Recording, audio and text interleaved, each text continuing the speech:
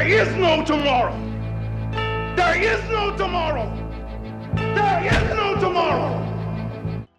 At the end of the fight, you had a nice moment with Tim Bradley. Tim Bradley, someone I know well, and Tim. By the way, when I was at HBO, I was a producer. We used to do a show called 24/7, and I did the very first when he fought Manny Pacquiao the first time. That was the first time I got to produce a 24/7. So, but you had a moment after the fight where we could all see it on TV. You leaned over the ropes and you were talking to Tim. What were you saying to him then? Do you remember? Yeah. So Tim got a bad rep with me. He talked crazy on the commentary and stuff like that. But in the one-on-ones and stuff like that, he always give me all the props in the world. He always say, "You can win this fight. You can do this. Just do this." He was actually giving me tips. I ain't gonna say giving me tips, but he was making sure my head was right mentally going to this fight. He was like, "Do you know the opportunity, the magnitude of this fight? Do you know that you can win this fight and stuff like that?" So I was just giving telling him that I'm 23 years old. I'm still growing. As you can see, I still did my thing today, but we only get better and better. He gave me all the props in the world too. He said I can see it. He can see the vision, and he could tell that I'm gonna be a great fighter one day as well. When I think about Tim, I because a lot of fighters seem to criticize him when they take what he says as criticism, but a lot of what he says, I mean, is there some truth to it? Is it real valid? Because there's a difference between being a hater and seeing something through the eyes of a Hall of Famer, and criticizing and saying this is what someone needs to improve on.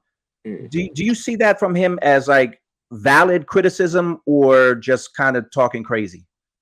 All right, so the thing is, I see it as valid criticism, but the thing is, he pretty much doesn't point out the good, but he pretty much only focuses on the bad. So people look at him as a hater, as a negative individual. You know what I'm saying? Like, of course, he got a good jab, he got a good this, but this is what he's not good at. And Tim would say that. So people will look at it as bad criticism. A lot of people see all the good I did in that particular fight. I smoked myself. You see, that's no longer an issue now, but everything he was saying, I was just taking into consideration. RJ Ward, my very first fight with Top Rank, he was saying my jab, I got a good, I think he said flick jab, but I need a more stiff jab. I'm working on that as well. So I look at it as valid criticism. These are great fighters like RJ Ward and Tim. So I look at it as valid criticism. If you want to be the best, you got to be able to take the criticism. I have he talked after the fight to Sean Zettel, and shout out to him. I just want to play a clip of Tim and what he said about your fight. This is when he was on his way out of the arena. Oh, Brian Norman Jr. Oh yeah, he definitely impressed me, man. Brian Norman Jr. I think. Oh man, with that, hell yeah, bro. That was a hell of a performance by him, and a lot of people wrote him off, bro. A lot of people and he used that as fuel. So the criticism can sometimes be warranted because he didn't have that great performances. His last 3 performances ain't been that great, bro. So everybody's like, I don't know. But then he go in there and he have this performance right here. But this was a guy to me that was somewhat, I would say, tailor-made for his style.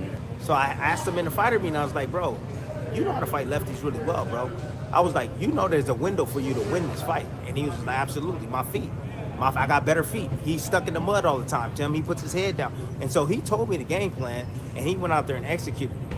So the only down thing that I had on him was a little bit of, I would say, technical. Technically, he didn't really use his jab that well. He rushed in with his head a lot. And these are all facts that I was telling him, to go and fix. It's not hating. His father took it as hating. I get it. It's all good. Father will be fathers. However, these are all things that I was telling him that he can work on and improve himself. So he talked to me after the show, and he's just like, hey, man, like, hey, no love lost. I'm like, ain't no love lost, bro. Like, congratulations. You know what I mean? He's like, yo, I'm still learning. I'm 23 years old. I'm still learning. You know what I'm saying? But I say, you did your thing tonight, man. Congratulations. Yeah, I mean, he was super impressed. But what do you think about the things that he said post fight? Well, that's here to my the stuff I still need to work on now. Once again, like I said, he on point. You feel me?